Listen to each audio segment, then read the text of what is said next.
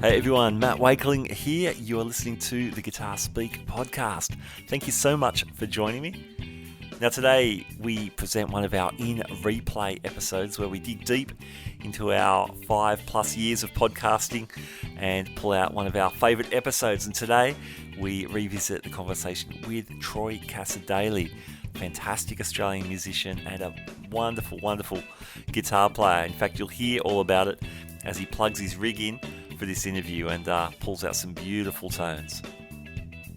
This episode is brought to you by The Pedal Movie, a feature-length film all about effects pedals created by the music gear marketplace Reverb. I am super excited about this film. The Pedal Movie features nearly 100 interviews with people like Steve Vai, Peter Frampton, Jay Mascis, Billy Corgan, and more, including some of our Guitar Speak podcast alumni like Dweezil Zappa, Sarah Lipstate, Johnny Barmer, and Brian Wampler. Reverb's The Pedal Movie is available now on iTunes, Google Play, and Vudu. For more information, visit www.thepedalmovie.com. Today's episode is also brought to you by Fretboard Biology, the comprehensive online guitar course put together by Joe Elliott. Now, Joe is not only a fantastic guitar player, he draws on his years of experience as the ex-head of guitar at the Guitar Institute of Technology and also at the McNally Smith Music College. Here's a few words from Joe about the course. You're tired of wading through hundreds of random guitar videos and just want to become a better player. Fretboard Biology is your answer. Fretboard Biology is a self-paced, college-level program that'll give you the right instruction, in the right amounts, and in the right order. You'll learn the same information I taught to thousands of other guitar players over 30 years of teaching in top music colleges. If you want to make real progress with your guitar playing, then sign up for a free 7-day trial at fretboardbiology.com.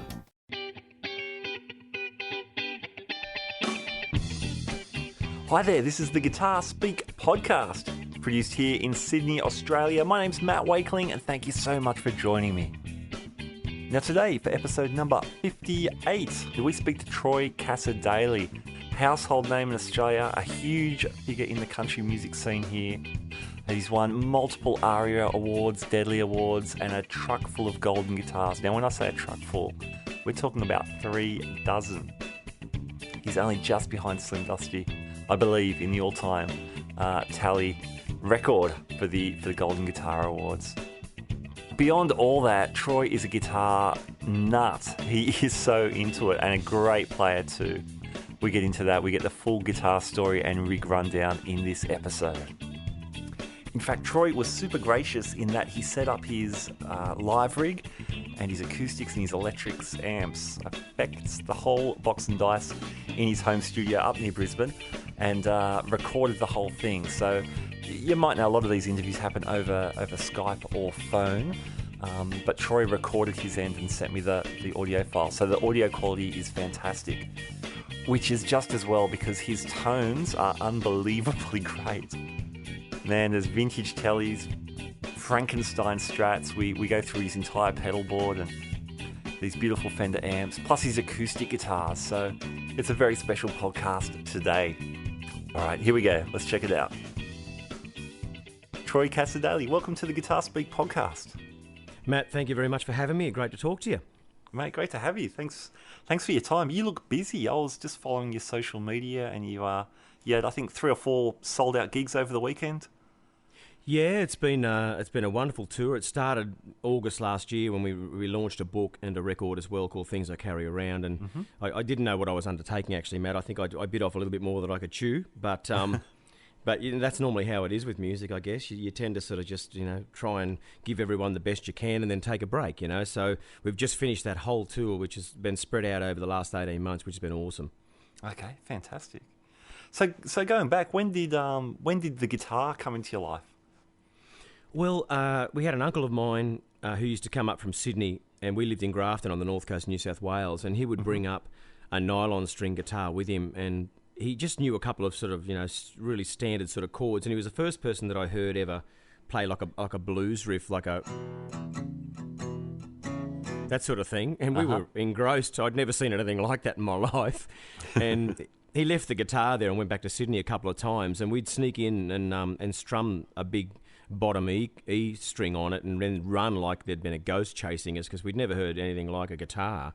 And that was my first introduction to a guitar, actually. So it was quite interesting. But then all my cousins started to take lessons with a lady up the road, and they'd all come home with these amazing skills of playing chords. And I had the feeling at the time I was feeling like I was left behind. So, Matt, I thought, I must go to this same lady and learn at least some chords. And that was the start of the lifelong love. That's great.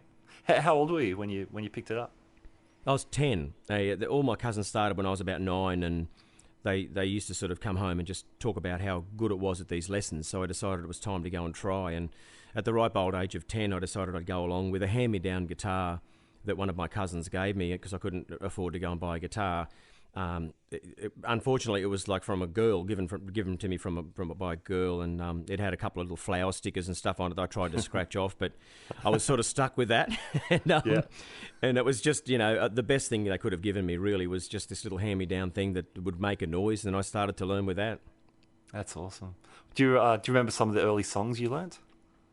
Yeah, it was all really simple stuff, like down by the station early in the morning. I think everyone must start on that, or just 2 or 3 chords. It was only 2 at best at some of the ones she started us on, just to get our fingers into the first positions of like E and A and B7. And she saved the B7 obviously till a little bit later. Didn't want to scare us right off. But things That's with so D and true. D and I mean, B7, imagine learning a B7 in your first couple of weeks. You would have given up for sure. Absolutely, yeah. And the open F. Oh, open F, my goodness. That's the barcode. The barcode. Yeah, I've always been scared of. Even today, I get scared of it. Oh, that's good. Hey, I've read you were busking at Tamworth by the time you were 12, so you must have got stuck right into it. Yeah, but the first couple of years we decided that we'd make a trip to Tamworth when I was about 11 or 12, and we went and did a bit of busking, but the busking got a little bit more serious with each year that we went after that. And I remember standing by myself outside of Cheaper Music, which was a music store, which is still in Tamworth, and all you needed was a place to go and stand, and they always had a guitar and a little music stand on the go if you wanted to bring a few lyrics or whatever. And I remember just making enough for a sandwich and a lemonade one afternoon and thinking to myself, this is all right. And even though I repeated 3 or 4 songs because I'd running out, my repertoire was pretty minimal, but it was just exciting to be able to play music, and not for the money, but just to have people walk past and shake their head and go, he's all right, this little fella, we'll chuck a bit of money in. And $7.80 or something it was that I made at the end of the day, to me was a big deal, Yeah, that's super exciting, especially at that age. When did you start writing your own songs? Oh, look, I started, I think, at about 12 or 13 when I'd had a few, what you'd call major heartbreaks in my life. And I decided it was time to write about it. And they were just awful, awful songs. And I just remember that because of my grounding with my teacher, who all my cousins went to, we were taught to fingerpick. So most of the things that I'd write was sort of fingerpicking things, and she wouldn't allow a pick into the classroom. Oh, so, really? Wow. Yeah, she was pretty hardcore, Leonie Hayes, but I think it was good for us because it forced us to actually to fingerpick a little bit more and to be conscious of what was going on. Every now and then I'd have one in my little King G school shorts, and I'd drag it out and just actually use it as a pick, like doing those sorts of things.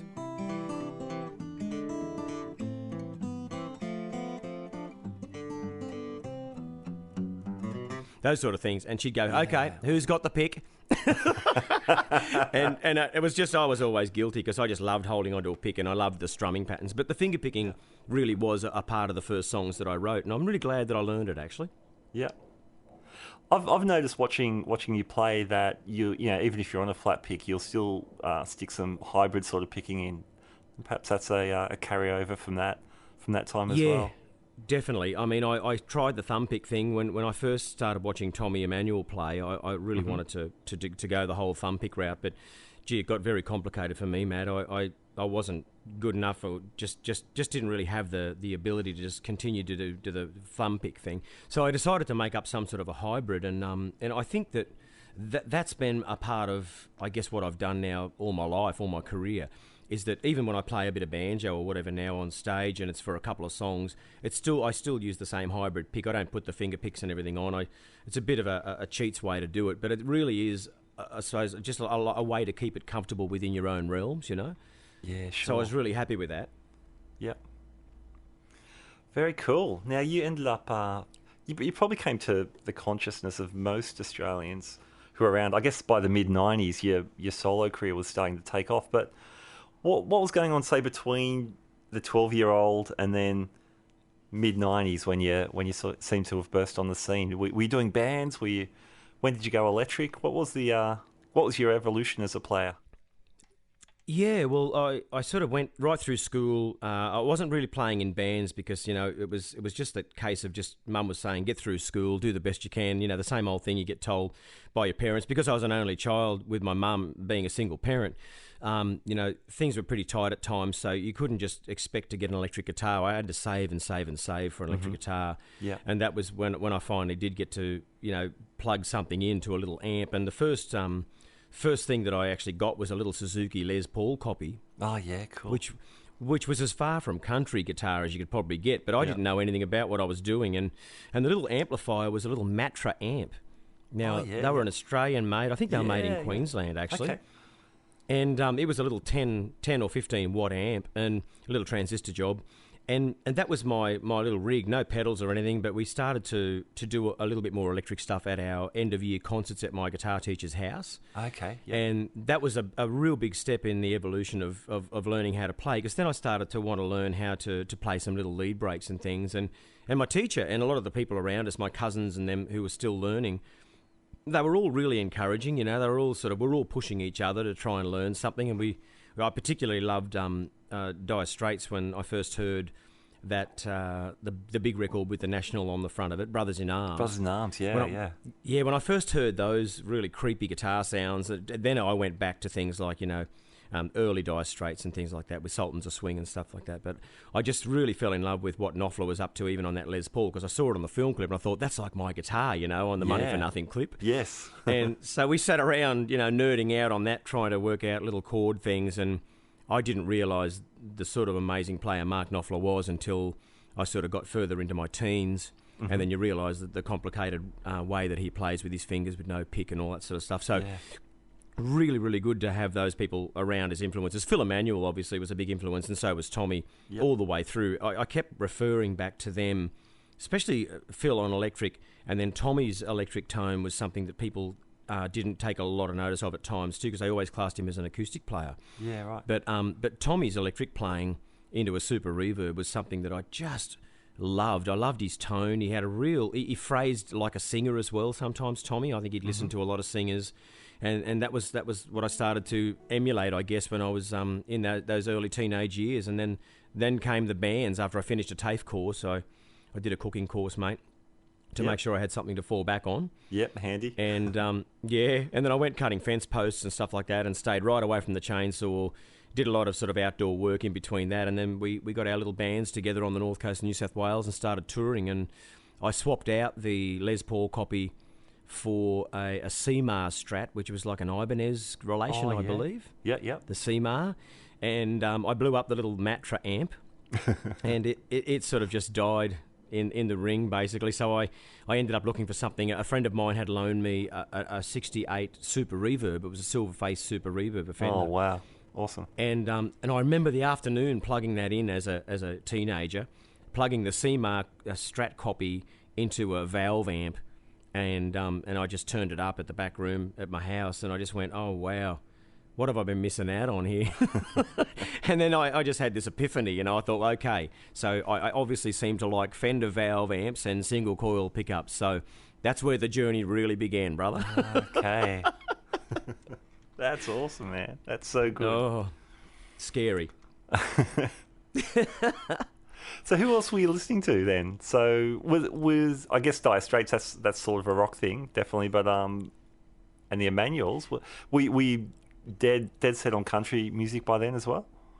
Oh yeah, I mean, look, the other big part of my diet was obviously country music, and we were listening to an electric guitar player that was playing with Merle Haggard called Roy Nichols. And, And Roy Nichols is someone that a lot of people have paid homage to, whether it be Brent Mason in Nashville, whether it be Pete Anderson maybe out of Dwight Yoakam's band. Yep. A lot of people who love a Telecaster in country music really did get inspired by Roy Nichols, and I was wondering why I couldn't really get the noises I wanted to get on Roy Nichols out of this Les Paul copy. But once I'd plugged into that Super Reverb, I realised I can go back to the stereo now and actually be halfway home to working out why his tone was a lot thinner and a lot more jangly. Yeah. And that's what I did. I'd sat in front of the stereo player, listened to Merle Haggard, and then I'd listened a lot to old Slim Dusty stuff, and I listened to Barry Thornton play. He had a big 335, which was more along the lines of a back pickup of a Les Paul. You could actually make it sound like a little bit of a 335 because of the humbuckers, and you could pick out those old melodies that Slim had. So there was a really broad range, and the Eagles figured a really big part of it as well, because I loved listening to their harmonies, and they to me, they were really country. And I really got drawn into the Eagles very, very early as well. And so same with John Fogerty, actually. Awesome. Very cool. So, yeah, and there's that kind of rock kind of crossover in both of those acts as well, I guess. Yeah, they all had country-esque tinges, though, to me. And it was like when I'd hear the early parts of what the Eagles were up to, and I'm pretty sure it might have been Bernie Leadon that was playing on electric guitar, and he was playing banjo as well. He really was the stepping stone for a lot of the Eagles between the country and the rock thing. Yeah. And then you'd listen to Fogerty, and even though I don't think he spent much time on the bayou, he really had this southern swamp thing going on that got me in. I don't know why. I'd never been to down in the bayou and all those places, but I really loved the way he played guitar and sang. I think I fell in love with just his phrasing as a guitar player. Made me realise that singers have certain phrasing when they play compared to really hot guitar players, because I think singers take so much pride in what they do when they phrase lyrics. They tend to equate that into their playing as well. So your early albums come out and they're greeted with a fair bit of success. There were ARIA awards, and the first of your golden guitars seem to stack up reasonably quickly in those mid-90s. Which is great. How much guitar playing were you doing then? Everyone thought of you as the singer up the front, but how much guitar was on those records, and were you doing live? Well, on the first record, it was a lot of it was me just mainly sitting in front of a couple of mics on acoustic guitar, and because it was my whole songwriting approach was mainly on acoustic guitar. That's what I wanted to capture on the first record. It was very green. And I got Stuart French, a good mate of mine, who's a great country picker and jazz player, to come over. And he was living not far from me when I was recording on the Central Coast. And he came over and brought his Telecaster and just plugged in, and we all played along. I did the recordings with some good mates of mine, the Blue Heeler Band, who were up in Maryborough. So we decided we had a bunch of songs. We'd go down there and try to make a record, and that was the start of that. And then on the second record, I sort of jumped the gun and went straight to America, and I did a little bit of acoustic on that, but the rest of it was mainly Brent Mason playing electric all over it, and I had a group of people that I used at Capitol Studios in LA as well. So because I'd signed to Sony, it was a really big leapfrog from Paris McLeod's little studio on the Central Coast, then over to Nashville and LA, and doing a record with a guy over there, Steve Dorff, who was an amazing writer and still is an amazing writer. And I met him in a motel line and said, "Oh, what are you doing here?" And he said, "Oh, I'm just waiting for all these crazy Australians to get out of my way so I can book in." and and we were part of a big group of people. Myself and Gina Jeffries and Lee Kernigan were all in line. Yeah. And we struck up a conversation. And we knew about 3 or 4 people through publishers back in Australia. And he said, "You should come out to LA and write sometime." And that was where I started putting songs together for the second record. And that's where I got a little bit lost guitar playing, because I was just mainly just writing everything on acoustic. But by the third and fourth and fifth, I decided to go back and continue to make sure I played a fair bit more electric as much as I could too. Excellent. Tell me about having Brent Mason play on your second record. Oh, that was just a dream come true. I mean, we had done the first sessions we did in one day in LA, and we had Dean Parks and people like that on the guitar. Yeah, wow. And he was amazing to watch. Yeah. And a bloke called George Dewering was helping me with the acoustics. And then we ended up over in Nashville, and then I'd listened to Brent play on all the Alan Jackson stuff that really grabbed me, and really early Brooks and Dunn. I think he was just really ahead of his time. I remember hearing a couple of interviews about him where he said the first few years of his career that he was told in Nashville that the theme of the whole thing for guitar playing was to go direct into the console and try and make it as smooth and silky and, you know, chorusy as you could. And that was the 80s, you know. Yeah, right. And when he started making records with people like Alan Jackson, I think that was one of the last things he did before he went back to amps and just said to the engineers, "Can I get back to just plugging into a black-faced amp, please, and some pedals?" Because it's not the tone that I really am enjoying here. Yeah. And when I heard him plug in on those Nashville sessions that we did on that second record, I was totally mind blown. And he'd been a hero and still is a hero to me on electric guitar. He's just an incredible player. He plays with a thumb pick, but he can also flat pick with it as well. So he's a monster Tele player, but he's just as at home playing George Benson style stuff too. Yeah, wow. So for you, when you're sort of getting pushing a bit more electric into the scope, what was your rig like back then? Well, really, really basic. I used to carry one of those little BCB Boss pedal grey things around with me. Oh yeah, and I had just daisy chained about 4 or 5 outlets out of one of those red pedals, which was the power outlet on the Boss the power setup. Thing. Yep. Yeah, all original grey ended little patch leads that everything came with all the Boss setup, you know, and I think I was running a CS2 compressor at the front. Yep. And I was running out of that other thing to that red pedal into one of those old-fashioned tuners with a little slidey thing on it. And that was an old, I think they were Boss tuners as well, one of the early ones. They were like a little rectangle one. And they used to sort of fit next to the handle in those boxes. Yeah, right next to the handle. So I plugged into that. I mean, Lord knows, I didn't know anything about true bypass or anything, but I used to plug into that, out of that, into that red pedal, and, and then, you know, daisy chained all the power from this one big thing. Yeah. And I had a CS2, I think I had a super overdrive. Mm-hmm. I had 2 delays. I had one old maroon-looking analog delay. Oh yeah. And I had one of the wasn't really.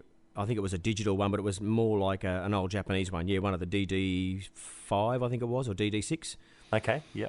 And that was pretty much the rig, you know. The only overdrive I really had was one of the super overdrive yellow pedals. I had a distortion. I had a DS1 for a while, but I swapped it with a mate for a yellow pedal because I thought the overdrive was a little bit more friendly on my ears, and I still believe that. I suppose I still go for subtle overdrives instead of things that are stacked and cascaded and all that, and I do enjoy that more. Yeah, cool. That sounds like a pretty classic rig. Yeah, well, I kept them all. I inherited the whole lot from a bloke when I was doing a recording course in Lismore, and he came in and he said, "Who wants to buy all these pedals?" He said, "Because I've just found something that can do everything they do, and it goes on your belt." And I just went, I just went, right, this is awesome. I said, "How much do you want from him?" He said, "I want $300 for the whole lot, you know." And I said, "Yeah, I'll take them, thank you. I'll have to save up until next week, but I'll give you $100 this week," because I was on very little money. And he had one of these Zoom things on his belt, and within 2 weeks he came back to me wanting to buy all his pedals back. And I said, "What, didn't it work for you?" And he said, "Oh, look," he said, "there's nowhere near the warmth in the delays." And I said, "Look, I really want to hold on to these." I said, "Because these are the first pedals that I've owned." And he said, "Yeah, no worries." So he went down to the second-hand shop and bought a whole bunch more and put them back on a rack, because I think that he just realised you can't really get those pedal sounds out of those little tiny you know, multi-effects things. Yeah, there's good fun in the old school pedals. It's such a good time for pedals right now as well. We'll end up talking about your electric rig you've currently got, that you're all set up. I'm really keen to hear that. Hey, tell me about your acoustic. Are you playing your Takamine for us at the moment? Yeah, look, I've had a Takamine that I've got in front of me here. It's a P69 BSB, and I'm only reading that out of the sound hole, mate, because I'm not very good with model numbers. Yeah. But I bought this a while back, and because they've endorsed me for years, but I always like to make sure I buy some of them at cost, because if I want extra ones, it's just great to have another couple of guitars around. But this one in particular is the same sort of Sunburst model, all maple, that Bruce Springsteen plays. Okay, cool. And it's a lot less beat up as Bruce's, but the thing I wanted to try was something that was a little bit more bright, and it was all maple. Mm-hmm. And I'd never had an all maple guitar. I looked, who can afford a J200 from the 50s? Yeah, sure. The look of those. So this thing, I just really love the feel of it. I had it refretted at the beginning of the year by a bloke who builds guitars down around Kempsey in the mid-north coast in New South Wales. and it came back a different guitar, Matt. It had slightly higher frets, but rung like a bell. And I've got just 13 to 56s on it, so it just really strums nice, and anything rhythmic like that you want a capo. Tommy taught me how to put the capo on, when you keep the one of the strings open, like the bottom E, and just capo in the second fret. So you've got like a drop D sound, but the first thing I did was do that, because it's always the testament of a guitar, but I was just really in love with it.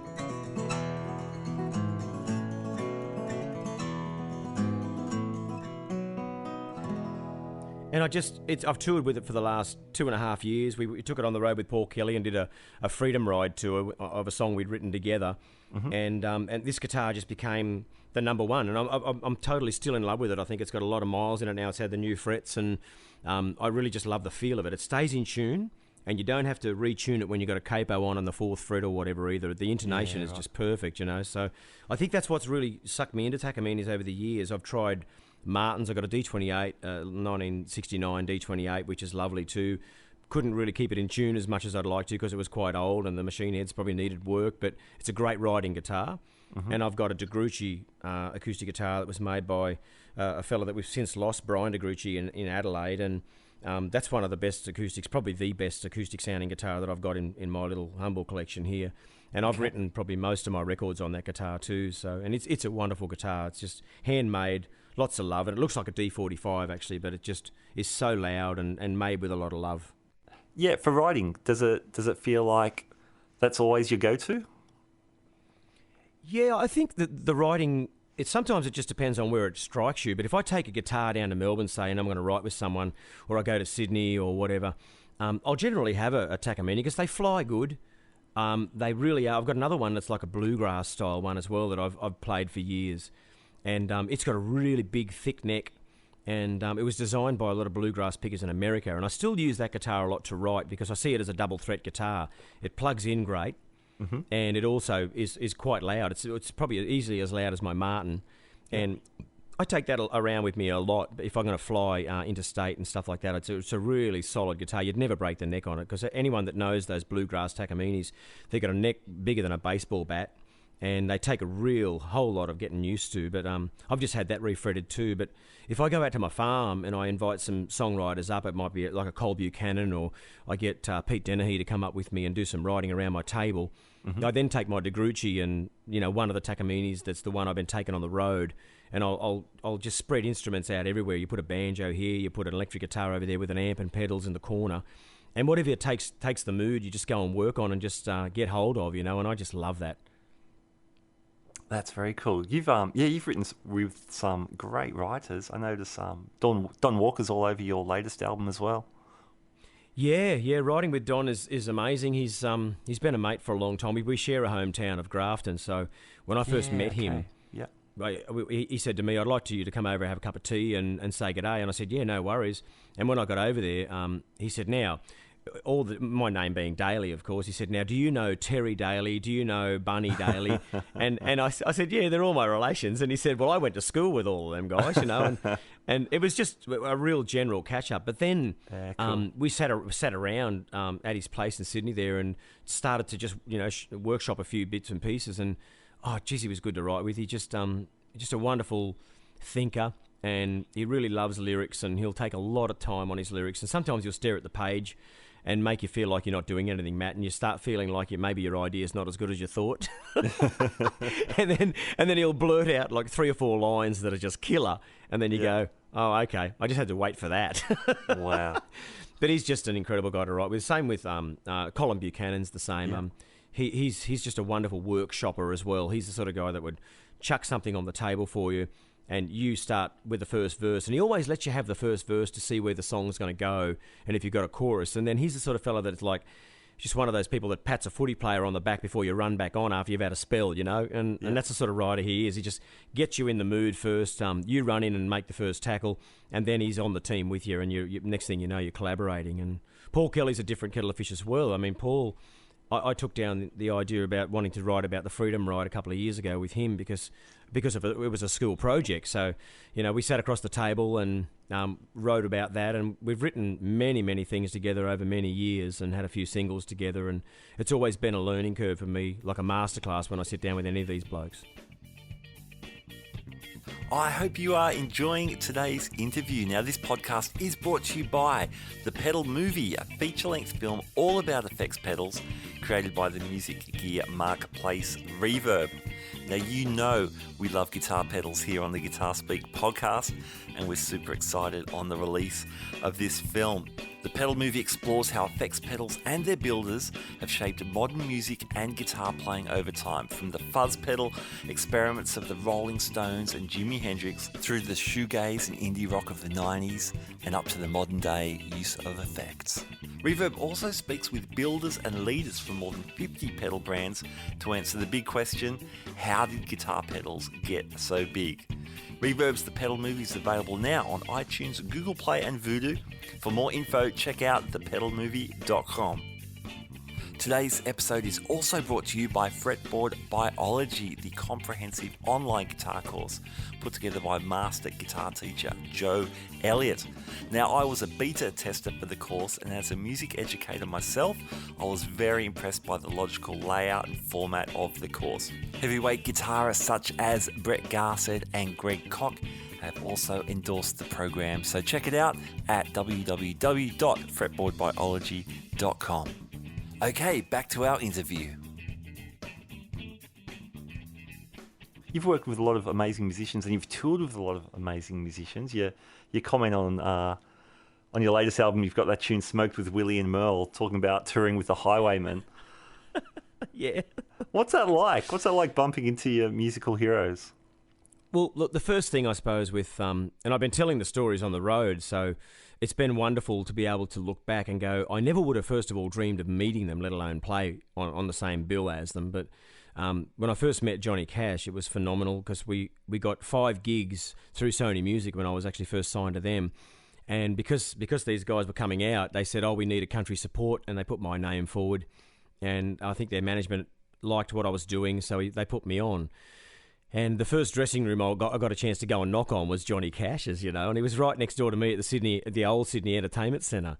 And Matt, I listened to all John's records and I listened to all Willie's records, and I'm a mad Willie Nelson fan. And I think that when you get a chance to be even in the same room or in the same catering area as them, it's all very surreal, But I showed Willie how to play didgeridoo. That was very cool while he smoked a big hot one. And and with Merle Haggard, it was amazing. We toured the whole tour in Australia pretty much with him. We did about 12 shows. And then at the last show at the West Point Casino in Hobart, he said, right, grab a bottle of Jack Daniels and come upstairs with your guitar, you guys. We're going to have a little play. And I thought we were getting on famous with him for the whole trip because he just loved the fact that we were passionate about his music and all that he's done. But then we get this offer to come up and sit in a circle with him, and play and sing. And I'll never forget that. I'll be skiting to my grandkids about that event. Yeah. And, it's my all-time hero musically, really, asking you up to do that. And he loved the same magical cigarettes as Willie as well. So okay. So I had to put that in the book, of course, and then I wrote a song about it as well. So, yeah, it's surreal, mate, but it really is something that you never forget when you get a chance to meet your heroes, and I'm very privileged to have done that. Is there anyone still around working that you'd love to meet that you haven't crossed paths with yet? Oh, look, I've met him, but I'd love to work with Vince Gill. He's one of my favourite people.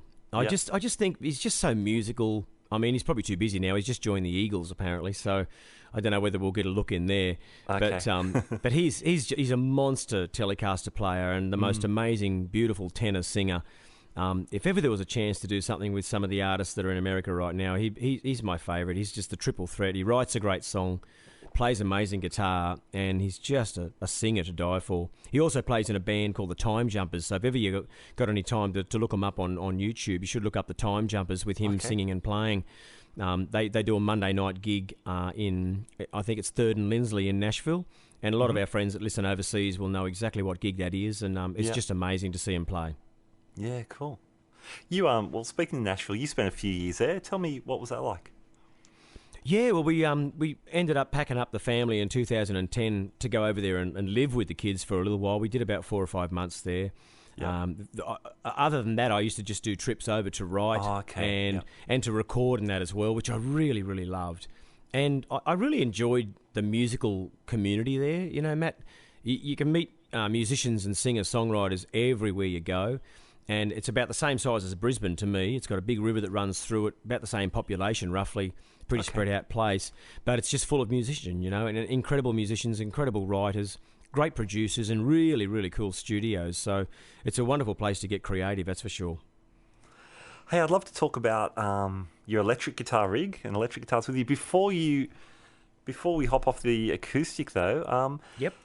When you talk about Takamines, I seem to remember there was a Troy Cassar-Daley signature model a few years back. Yeah, well, I think they might have only sold about 70 of those, but they were. I'm looking at the one right across my studio now. It's a little tiny parlor guitar. Yeah, they had a really cool body. Yeah, a little tiny body, and it was just such a trip to have something that you could share with everybody that you really love to play. Yeah. And I stuck with the little parlor thing for a long, long time because as a finger picker, I think parlor guitars are just perfect. They really are. They really lend themselves to that. And so I had that out for a while, and I discontinued it after a while because I thought I kept wanting to change guitars and that as well. As you do, you get a sort of you want to try a dreadnought for a while, and they said, oh well, we'll discontinue it because you're obviously interested in other Takaminis as well. So very much a wonderful guitar that was out for a few years as well, and a few people have got them. I think they still enjoy them. Yeah, cool. Yeah, they looked great, and the little TCD on the 12th fret. That's pretty special. It was just very, very special. And I actually stole the font from Steve Warriner, who's another great guitar player, singer. Oh, yeah. And he had his own signature model, which was like a black guitar with a really nice cutaway. And his model was just really, really cool as well. And his font was pretty much like mine. I said, look, if it's anything like Steve Warriner's font, I'm happy with it. So put that in and let's go. Awesome, man. That's cool. That's very cool. Hey, you mentioned playing banjo. Is that you playing on This River Is My Soul from the last record? Yeah. The little tiny musical inserts were just me sitting in the studio. Yeah, and I wanted to do that because there were certain things that I wanted to lead into the song afterwards in the same key. I'd never done real little preludes before, but I thought, I'll get I've got a Bellbird banjo that I bought, which finally I bought one that stays in tune. I've had a couple. And this one is a locally made Brisbane one, and it's just a beautiful, beautiful banjo. So I take it on the road, play a few songs, but I really enjoy the texture and tone a banjo brings, even though I'm a very basic player. I really do love what it brings to the show, and also what it brings to records when you get a chance to do little ad-lib bits like that. Yeah, cool. Yeah, it sounds beautiful on that track. It's lovely. No, thanks for that, brother. Cheers. I wasn't half sure. I had to have a couple of listens. At first I thought maybe it was a resonator or something, because you're not really laying into it. You've got quite a gentle touch on that track at least. So it hasn't got all that super banjo attack. No. I think some of it could be layered with an actual dobro that I've got here as well. Oh, okay, I think you're actually right. That's very good that you've picked that up. I think, I've got a little a dobro here that's only one of the cheap, like a hound dog ones or whatever, the little Chinese one, but it really is a great texture when you're putting songs together, just as another noise, and I really love the sound of it.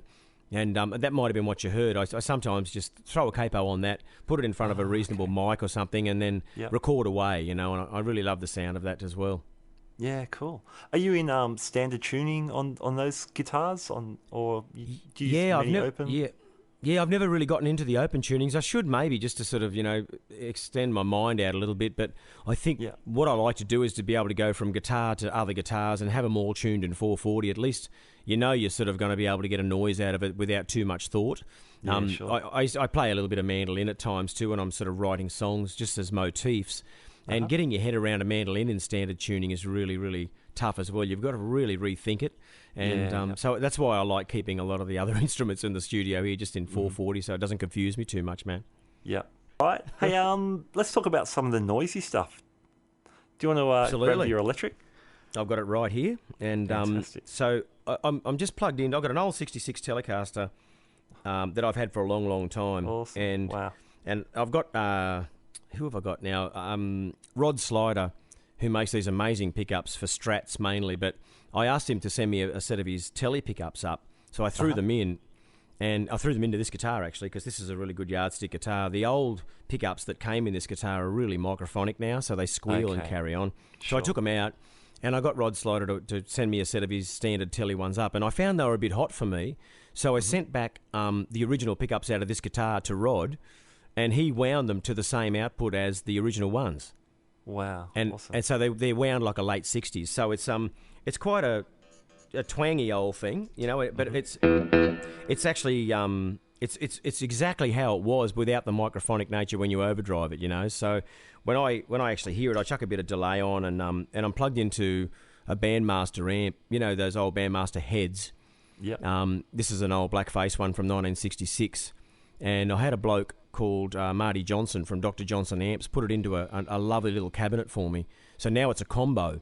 Ah, okay. And okay. you don't see stuff like that very often, I know, but I once again, I think I'm too much of a nerd at times, but it's a beautiful blackface amp. It's 40 watts, and it's a combo that's just about as big as a deluxe, mate, and it's 40 watts of clean power. So that's what I'm plugged into over there, and the Tele end of that thing as a foundation sort of sound with a bit of delay on is like.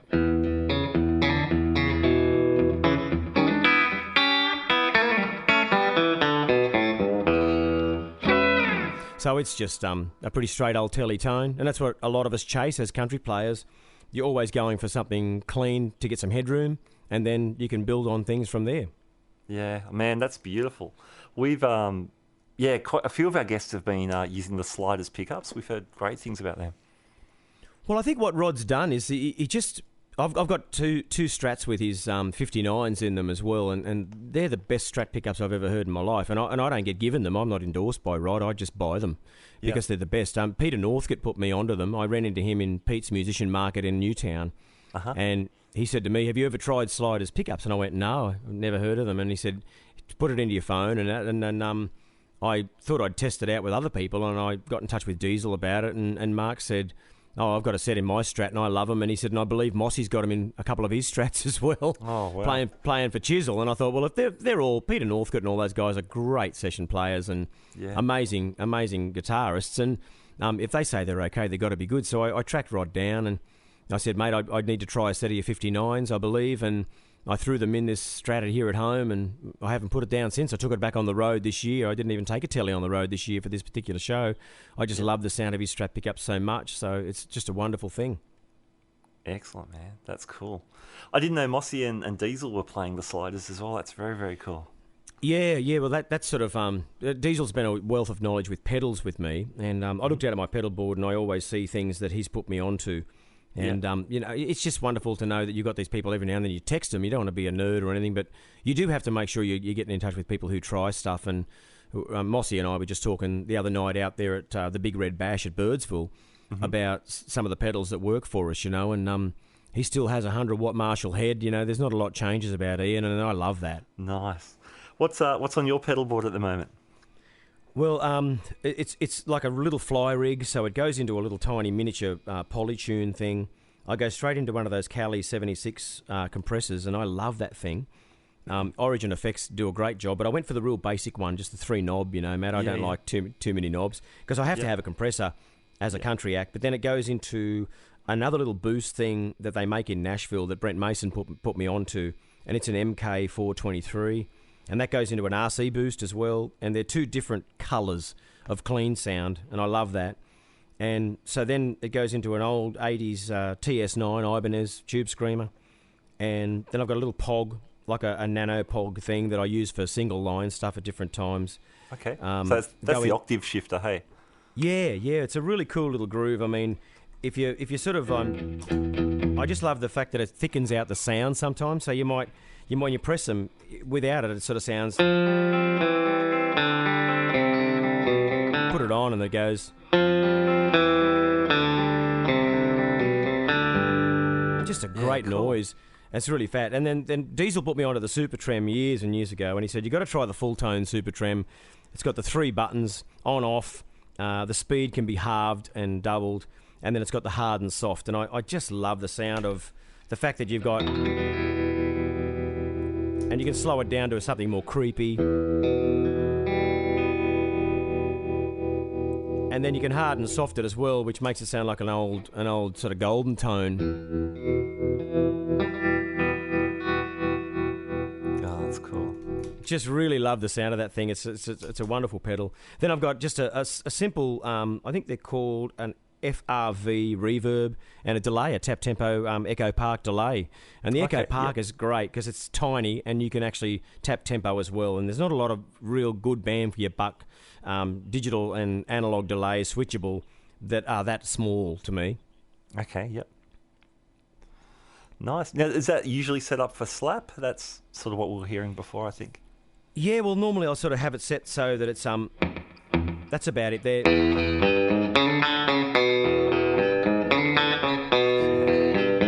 And that's sort of like that. But I do like the fact that you can actually get some really nice longer ones out of it as well.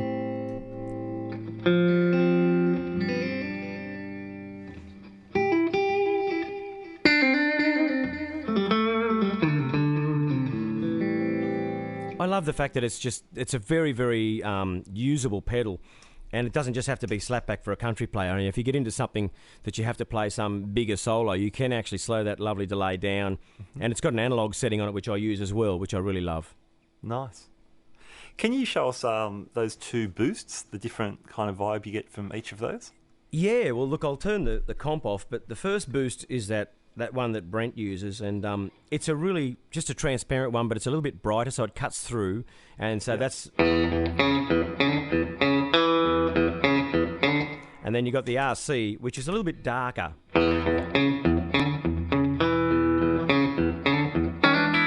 And it's EQable as well. Everyone will know the RC boost that Exotic Effects make.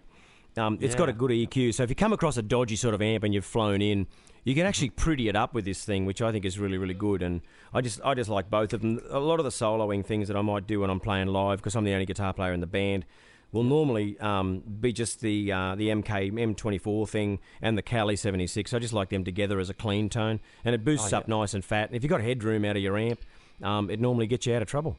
Yeah, cool. With your fly rig, so you're just taking guitars and pedals? Or do you get to take amps on some of these dates, or you just stuck with the backline?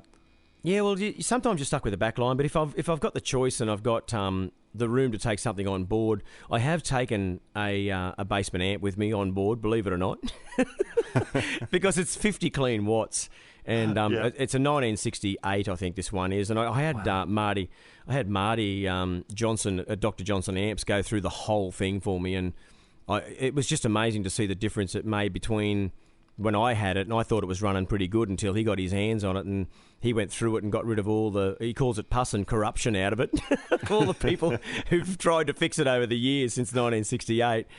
And even the other night, I took it out on the plane with me. We were lucky enough to get on a charter plane out to Birdsville, and I carried it on board with me and took it out to the gig.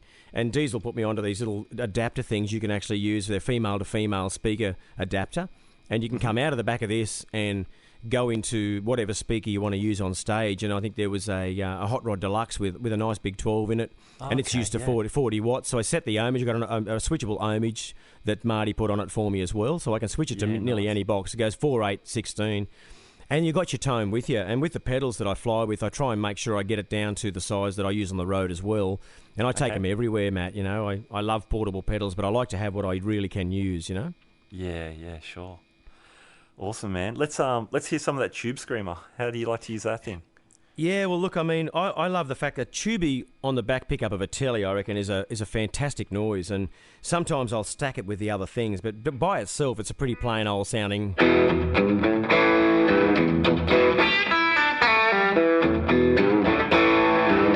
But when you stack it with the old RC booster, it takes on another, like a bit more of an animal sound, you know. So it's.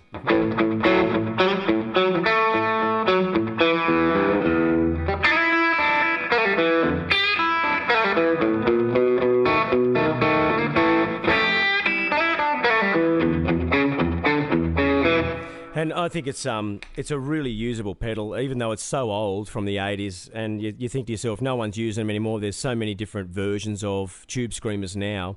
But I still found myself. I've been through a whole chase your tail. Went through the OCD thing. I went through the Nobles thing. I've still got a couple of vintage Nobles that I love. But I just kept coming back to this one old TS9. I don't know. I've had it since the 80s.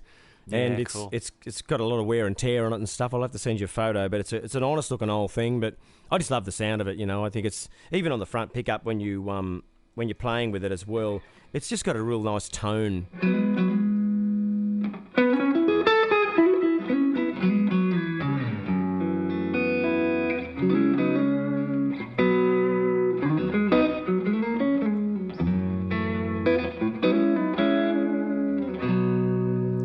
that's just those sliders as well. I think yeah, beautiful. They're not a lot of output, so they still maintain their clarity a little bit more, which I really like. Yeah, cool. Is the compressor permanently on in your rig, or are you kicking it in and out for different stuff?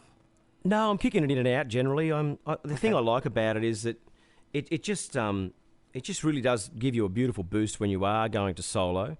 So if you're riding on the MK thing and you're really happy with the way it sounds, that Cali just takes it up that one more notch, you know. That's without it. And then when you engage it as well, it's like... real fat, and it just gives it a bit of body. And I think that Cali has really surprised me because it's actually really well built. I think Origin Effects have done a great job with that actually. Because I used to use the old CS2, as you know, and they can be pretty hissy and noisy, but still a great yardstick compressor, you know. And once again, I've done the Chase Me Tail with the compressors as every country artist would have. They've been through the Keeley stages, 2-knob and 4-knob. I've been through CMAT mods, you know, the whole gamut. Old Ross ones. I've been through the Analog Man one. And then suddenly someone up here in Brizzy, I think it was someone at a shop that just put me onto it and said, have you ever tried these things? And I said, look, I haven't. And they said, you've got to try one of the Cali 76s. So I thought, you know, they're very expensive pedals. I mean, they can be $450 for a basic compressor. But when you plug it in, I think you know what it's supposed to emulate an 1176 compressor on a pedal board. And when I plugged it in, I only run it really subtly. I don't like squishy sounds and stuff like that, but I really do think it's a great comp, you know. Cool. Yeah, it sounds great, man. Sounds so good. I hope it sounds good at the other end, because it's bloody loud here. I wonder what my neighbours think of me anyway. Are they used to it by now? What's that? Are your neighbours used to a bit of noise? Yeah. There's an old lady that lives down the back. She often says to me, "Oh, I always know when you're home because I can hear the guitar." And I don't think I play too bad, but it's not enough to get any complaints. We've never had any complaints. But look, it is nice to be able to have a space where you can come down and turn an amp up onto 4 or 5. And these old blackface Fenders that I've got down here on 4 or 5, they let you know they're in town. So, you know, and I've got little Princetons I use sometimes when it's like a little bit later if I'm recording or something like that. And nice. It's just really nice to have a nice array of things that sound like you want them to, you know. Yeah, cool. So what other amps are you running? So you've got your new Bandmaster as a combo. You just mentioned the Princeton, which is a great little amp. Yeah, I've got in the shed there. There's the Bassman, the 69 Bassman, 68 Bassman, which is fantastic. I run that into a box, just a Vox box, and that's a wonderful thing. I remember ages ago I swapped an old 68 Deluxe that I had, that I bought years and years ago from a mate of mine from Twang Central over there in Adelaide, Terry O'Reilly. And I'd been sitting on this old 68 and playing it. It was a wonderful deluxe reverb amp. And then I went past Global Vintage and they had a beautiful blackface one, 66 in the window. And I said to him, mate, you know, with a little bit of cash, would you like to do a swap for that blackface for my 68 at home? And he goes, oh, yeah, sure. He said, no one's going to come through here and spend $3,500 on an amp. And I said, okay. I said, let's do the swap. So I packaged them all up. And it didn't come with its original speaker. It's actually blown, so I need to get it reconed. But it is one of the most beautiful things I've ever played through. And I don't take that anywhere. I just I record with it and stuff as well. That in itself is just, you know, probably the jewel in the crown here. But I've got an old mate of mine that used to make me some amps up here as well, called Mal O'Neill. And he used to make me these hybrid amps, like a fly-in, fly-out head that I've still used as well. And he made an AC-15 clone for me, which is a gorgeous amp. And I've just got a British greenback in that thing. And it's another noise too. When you need something a little bit more bright and not as warm and clean as a Fender sound, it's a really good other noise, especially with that greenback in it, the British greenback. So Mal made me 2 or 3 amps that I still have here, and they're just wonderful, wonderful articulate sounding amps. They're not just like ones you'd go and buy at a shop. They sound like there's love in them, and that's what I like about most of the little amps that I've got here, is they've been worked to a point where I suppose they just sound like they got some care taken with them when they were put together. I've had a little beautiful blackface Princeton here that I've had for a long time, and to get that back to square one was interesting to see what Marty Johnson pulled out of that. And and once again, he called it all that pus and corruption. He said, I had to get rid of all this stuff. He said, I don't know what people were thinking when they were trying to fix this thing, or what technicians were doing, but it has the original old speaker in there. But when he got it back to, it's the non-reverb one, the old one, and when he got it back to original, the sound of it, I reckon, Matt, was just incredible. And you can fill a room with it. It's so loud for 12 watts. You can run it on 12 and it's still not really farting or anything. It just sounds just beautiful tone, you know. So having a tech that you can actually get things to and know full well it's going to come back better is always a real treat, I reckon. And someone trustworthy too. You know they're going to do the best they can for you. Yeah, nice. Very cool. What other electric guitars do you have in your collection?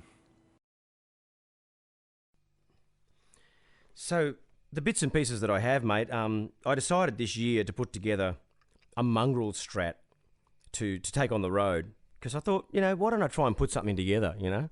And of course it had to have slider pickups in it, so I'd bought this old Japanese strat, which had quite a chunky neck and like an L series neck, and I had the slider pickups already put into this really nice turquoise guard, and I bought an old Squire Stratocaster. It must have been made in Indonesia or somewhere like that, but it was really feather light, the body, and that's all I really wanted, was to take the body and put everything on it. I bought that at Port Macquarie, and so I brought it home and started inventing stuff, and then I came up with this little guitar that I took on the road this year, and just the sound of it, Matt, it's just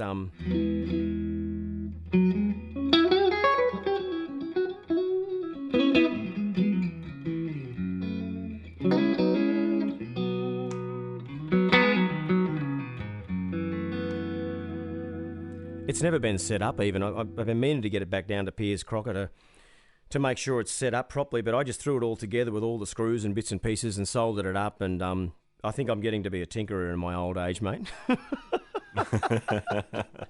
Nice.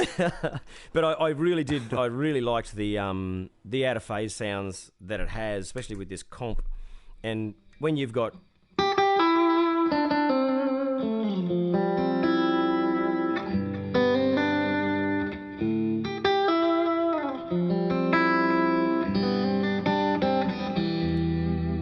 it's just softer, and we did a lot of acoustic stuff this year where we were sitting and playing, and it just really suited the gig, and I loved it all year, and it's become a favourite guitar. I don't think I can hardly put it down these days, but like I was saying to you before, you can actually make it sound pretty country if you do put the slap on it and put the actual MK, that 423 thing. Yeah.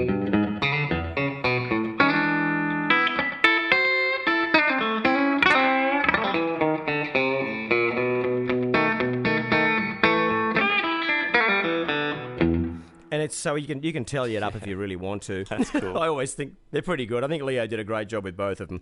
I reckon he did. I'm always knocked out how great everything was by, you know, the end of the 50s. You had the Strat, the Tele, the Les Paul, the 335. I mean, what else did you need? Well, yeah, everyone sort of covered off on these classics, and that's why all the reissues, I think, sell so well, because they just got it right the first time, you know? I just think it's really interesting. I mean, I'm not really a big collector of guitars as such. The only other guitar I've got is a 67 Tele that I don't really take out that much, because the 66, the red one, is just a really good workhorse guitar. Yeah, and cool. I play it everywhere I can. I'm not afraid of taking it away. It's not really collectible. It's had a refinish in its life sometime back in the 60s. Right. And but I like light guitars. I don't like real heavy ones, mate. I like ones around 6.8 or 7 pounds is perfect, I reckon, for a Strat or a Tele. Yeah. Very cool. What do you string the electrics up with? Oh, they're only 10 to 46, and I normally just go and buy a box of D'Addario and put them on. They seem to be the ones that you don't arrive with rust. But I've just discovered those elixirs for the acoustic. Oh yeah. Oh my God! When I had this thing refretted and put those 13 to 56s on it, I could not believe the life I got out of those particular strings, and they're the phosphorus ones or the phosphor bronze or whatever they are. But they really are an incredible string, and I think more people should get onto them, especially worker musicians that are doing the 4-hour gigs and the 4 nights a week. You just can't afford to be replacing expensive acoustic strings every couple of days. And yeah, sure. These can put up with a fair bit of sweat. So for anyone that's out there looking for ones like that, I'd give those elixirs a go. They're pretty good, and they lasted a hell of a long time on my tour, that's for sure. Yeah, cool. Very nice. And what about picks? What sort of size picks are you into? Yeah, well, I've got those. I think they're a Tortex design. And they're the blue one. I'm not sure what size it is, but it's pretty thick. And I think Fender had some of them as well, but I just had some personalised ones made up out of the Tortex blue. It's like a sort of a light blue colour. And you can hand them out to kids. Kids are always after picks, and I love giving them out because they're not only a keepsake, but they're really a good hard pick. I try and encourage kids to get off those soft picks. Yeah, I see kids sometimes come in and they come to sound check and ask a few questions, and they bring in these really, really thin, wafer-thin Jim Dunlop things, and I say to them, look, first thing you got to do is to get any tone out of that little guitar, especially an acoustic, is have a little bit more of a stronger pick, or a bit more of a firm pick, and they happily take them off you and have a strum and notice the difference, which is great. So it works out really good, I reckon. Yeah, cool. Nice. Troy, what's the rest of 2017 look like for you? Oh, look, we've just finished this tour, brother, so a lot of festivals, and now that we've finished the Things I Carry Around tour, I'm just really relieved, actually. We get a chance to just relax and play some really interesting outdoor shows. We're about to go down to play the Blues on Broadbeach show. Not the Blues, the Broadbeach Country Music Festival. Yep. And that's always a real trip to do. They basically work it out so that it's all free. So many festivals at the end of the year. Just throughout until Christmas is going to be fantastic fun, and I can play live. And I think as long as I'm playing live, I'll be happy, mate. My wife knows how much of a stickler I am for getting out there and having a strum. And we also do some traditional country gigs under the name of Tex Dubbo. And we just get a different lineup of musicians together with Michelle Rose on steel guitar, and awesome. This weekend we're using Mick Orbeck on fiddle, and it's really traditional, real traditional country. And cool. People enjoy coming along, and I don't play any of my songs. I just play all of the old, Merle Haggard, Waylon Jennings, George Jones. It's just incredible fun to play all those old songs. That's great. Very, very cool. Well, that's awesome. You've been... I feel like saying you've been super busy and got a lot of stuff done, but you've always been that way since again those mid-90s. There's been just a slew of records and touring, and you're obviously still having a great time doing it. So look, I don't think I've never lost the passion for it, Matt. So I'm just really happy that I still don't see it as a job. I still feel that I can nerd out down here. Even today I was resoldering up a Telecaster and changing a bunch of pickups in that just to see what it sounds like. I'm always still mucking around with stuff, but I think this last 18 months, and there are a lot of guitar players out there who are going to be saying, oh, he's talking out his bum now. But there's a lot of guitar players out there that know that we always chase our tails. But this year I've been really, really happy with the amps and pedals and guitar combinations for once, instead of having to go and feel like you got to take a different one out every week. Yeah, cool. It's just nice to be settled, I think, in your pedal arrangement and the guitars that you're using and the pickups in those. And I haven't had the soldering iron on a Strat since I got Rod Slider's ones in there. So that's a big proven thing for me, because I was always very fussy with Strats. Yeah, right. Very cool. Well, man, it sounded awesome. Just stuff you were playing before. That's beautiful. Oh, cheers, brother. Cheers. I love it. Great. Well, mate, thank you so much for your time. It's been really fun talking about your career, and from a very guitar-centric point of view, it's been fun to find out a bit more about your background and what you're still doing on the six strings. No, well, thank you very much for your time. I'm really glad my beautiful wife Laurel, got me onto this podcast, and Matt, I just nerded straight out and started listening to one after the other, and just got totally engrossed. And I thought I need to talk to Matt as soon as I can. So thanks for having me, and thanks for doing it the way we're doing it over the phone. I think it's been awesome, brother. Yeah, cool, mate. My great pleasure. It's been a lot of fun. No worries, brother. No worries. Thank you very much, Aim. Do you want to play us out with something? Yeah, why not? Why not? Yeah.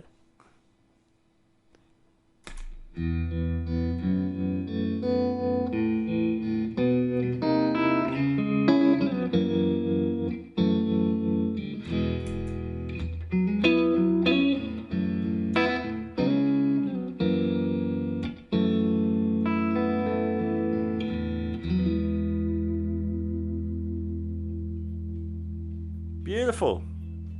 Have a good one, brother. Talk soon, Matt. Thank you. Thanks, Troy. Thanks, mate. See you, mate. Catch up. Bye. All right, there you go. Hope you enjoyed today's conversation. Now, this podcast was brought to you by The Pedal Movie, the feature-length film all about effects pedals, created by Reverb. Reverb's The Pedal Movie is available now on iTunes, Google Play, and Vudu. For more information, visit thepedalmovie.com. The show was also brought to you by Fretboard Biology, the comprehensive online guitar course put together by ex-head of guitar at GIT, Joe Elliott. Check out fretboardbiology.com for more information. Alrighty then, you have been listening to the Guitar Speak podcast. My name is Matt Wakeling, and as the legendary German rocker Michael Schenker once told me, keep rocking, keep on rocking. Keep on rocking indeed. Thanks for tuning in. I'll catch you next time. Bye now.